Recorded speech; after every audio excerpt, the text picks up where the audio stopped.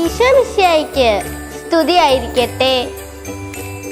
മംഗളവാർത്ത സകല ജനതകൾക്കും വേണ്ടിയുള്ളതാണ്. എനിക്കും നിനക്കും വേണ്ടിയല്ല, സകല ജനതകൾക്കും വേണ്ടിയുള്ള സന്തോഷത്തിൻ്റെ സദ്വാർത്തയാണത്. പ്രിയപ്പെട്ടവരെ, എൻ്റെ നിന്റെ എന്നൊക്കെ പറഞ്ഞ് വേർതിരിവുകൾ സൃഷ്ടിക്കുന്ന ഈ കാലത്ത് നമ്മളെ സൃഷ്ടിച്ച ദൈവം നൽകിയ ആ മംഗളവാർത്തയെ ഒന്ന് ഓർമ്മിക്കുന്നത് നല്ലതാണ്.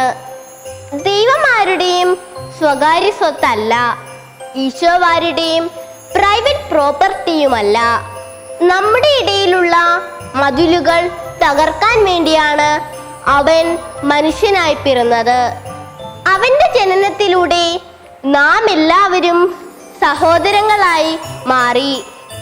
നമ്മളുടെ ഏകപിതാവ് അവന്റെ പിതാവായ നമ്മുടെ ദൈവം തന്നെയാണ്. എൻ്റെ നിന്റെ എന്നു പറയുന്ന വേലികൾ നമുക്ക് മറക്കാം. നമ്മളുടെ സന്തോഷങ്ങളും സങ്കടങ്ങളും വിജയങ്ങളും പരാജയങ്ങളുമൊക്കെ പൊതുവായ കാര്യമാകട്ടെ. എല്ലാവർക്കും ക്രിസ്മസിൻ്റെ സ്നേഹ ആശംസകൾ.